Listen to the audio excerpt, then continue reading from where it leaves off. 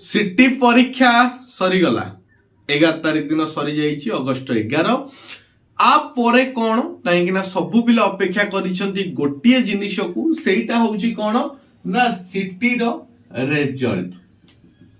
तो बहुत सारा आपण माने खोजुछंती सर्च करूछंती कॉल भी जाउची टोल फ्री नंबर रे। तो सिटी रो रिजल्ट केबे बाहरिबो जोटा की होची तुम माने को पाई मु आगुरु कहि दउची अगस्त मास लास्ट वीक अगस्त मासर शेष सप्ताह किंबा सेप्टेम्बर मासर 7 तारिख भितर फास्ट वीक जोटा हमें कहिबा सेप्टेम्बर 7 भितर तमरो रिजल्ट बाहरी जीवो।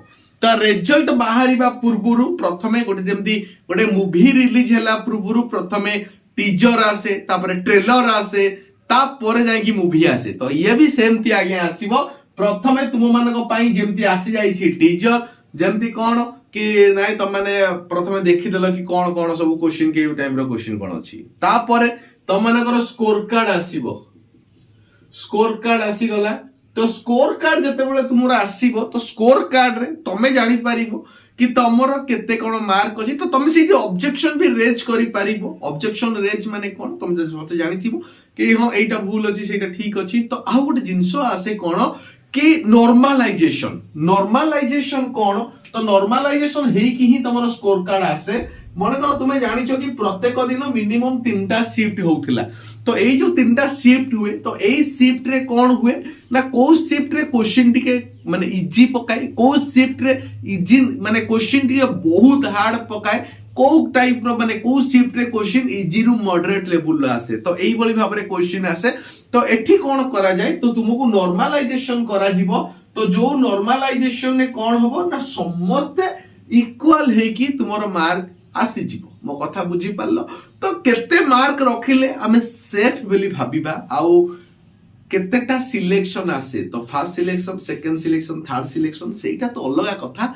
तो एठी आसुची कोन कि तमे अपियर करि परिबो कि नाइ चॉइस लॉकिंग पाई मने कर तमरो मार्क बाहरी गला। तो देखो मार्क बाहरी गला परे तो सिए कोन करे मिनिमम 40 रु 45 मिनिमम जो कथाडे मु तुम अनु कहूची मिनिमम एटा साइंस पिला मानको पाई।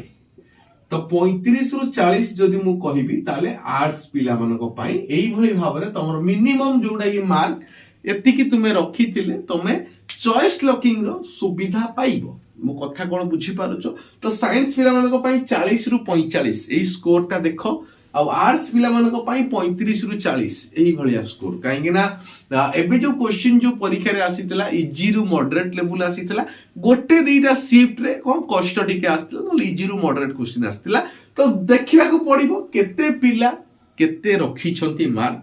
तो सेही अनुसार कटअप आसे। तो कटअप कोन आसे तो तुमको पाखा पाखी 50 टा 100 टा जतने कॉलेज अछि तबे सबु कॉलेज रे सिलेक्शन देई परिबो। तो जो कॉलेज रे सिलेक्शन सबु दबो तो सेठी कोन होबो तो एई अनुसार तुमरो कोन होबो ना रिजल्ट तुमरो पब्लिश हो। रिजल्ट पब्लिश हेई सरला परे तमरो स्कोर कार्ड जोटा बाहरला रिजल्ट तो तापर तमे चॉइस लॉकिंग करिवो। तो चॉइस लॉकिंग तो तमे डिफरेंट कॉलेज देगी चॉइस लॉकिंग करि परिवो। तो तुमे तुम हिसाब रे प्रथमे तुम लोकल एरिया रे जोडी तमरो इच्छा अछि कि हां मु कटक रे रहउची ता माने कटक रो जो डायट अछि नरसिंहपुर रे माने कटक रु पाखा पाखी 70 80 किलोमीटर। तो जो माने भी कटक रे माने चाहुचो तो से माने कस्मिनी काले भी दियो नाही नहले तुम माने हैरान हे जिवो। मो कथा बुझी पारलो।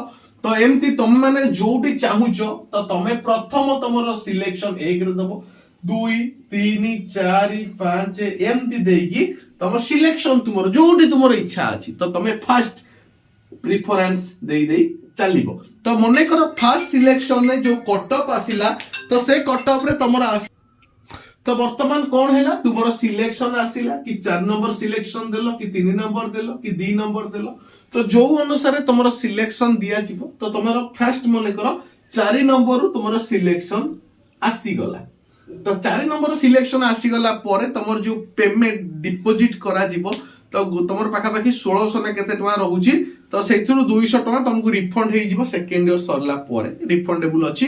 आ जो माने हॉस्टल ले रहिबे तो से माने 400 टका रिफंड पाइबे। तो एमती सब थाए तो रिफंड तो पाइबो। तो जदी तुम स्लाइड अप करूछो ताहले तुम सेही कॉलेज रे जोडी तुमरो अछि माने करो तुमरो सिलेक्शन जोठी आसीला ମନେକର ଏଇ 4 ନମ୍ବର କଲେଜ ନା ହଉଛି ମନେକର ଡାଏଟ ଖୋର୍ଦ୍ଧା, ମନେକର ଡାଏଟ ଖୋର୍ଦ୍ଧାରୁ ତମର ସିଲେକ୍ସନ ଆସିଲା, ବଟ୍ ତମର ସେଠି ପାଠ ପଢିବାର ଇଚ୍ଛା ନାହିଁ, ତମର ମନେକର ଇଟିଆଇ ଭୁବନେଶ୍ୱରରେ ପଢିବାର ଇଚ୍ଛା ଅଛି କଥାକୁ, ତ ତମର ଡାଏଟ ଖୋର୍ଦ୍ଧା ଯେତେବେଳେ ଆସିଲା ତମେ ଡାଏଟ ଖୋର୍ଦ୍ଧା ଯିବ, ସେଠି 583 ନା 84 ଟଙ୍କା ରହୁଛି, ତ ତମେ ସେଠି ଡିପୋଜିଟ୍ କରିବ, ସେଇଠି ହିଁ ତମେ କହିବ ମୁଁ ସ୍ଲାଇଡ୍ ଅପ୍ କରିବି, ସ୍ଲାଇଡ୍ ଅପ୍ କଲେ ହିଁ 583 ଟଙ୍କା ଖର୍ଚ୍ଚ ହବ ବା ନେବେ, ନଚେତ 1600 ନା 1700 ଟଙ୍କା ନେବେ, ମୋ କଥା ବୁଝିପାରିଲ।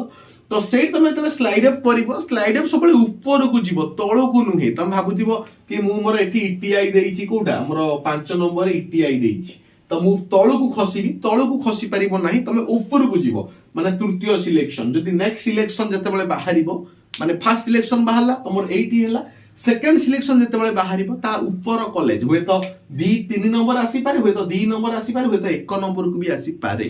ତ ସେଇ ଅନୁସାରେ ମାଇଣ୍ଡ ମେକଅପ୍ କରିକି ତମେ ଚଏସ୍ ଲକିଂ କରିବ।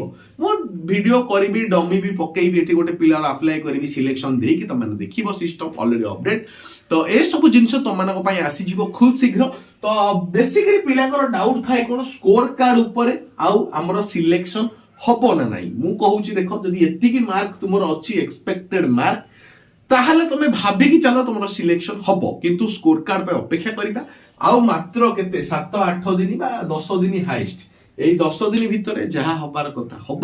ତ ବ୍ୟସ୍ତ ହୁଅ ନାହିଁ, ଅପେକ୍ଷା କର ସିଟି ପାଇଁ। ତ ବହୁତ ବଢିଆ ବଢିଆ ଭିଡିଓ ଆଗକୁ ଆସୁଛି କେବଳ ଆଉ କେବଳ ନିର୍ମଳ କ୍ରିଏସନ ରେ। ତ ସବସ୍କ୍ରାଇବ କର ନିର୍ମଳ କ୍ରିଏସନ 2.0, ନିର୍ମଳ କ୍ରିଏସନ ଅନକଟ, ତା ସହିତ ଆଉ ଗୋଟେ interesting kitchen channel wife's kitchen Odisha. ତ ଚାରିଟା ଯାକ ଚ୍ୟାନେଲକୁ ସବସ୍କ୍ରାଇବ କର, ସେୟାର କର।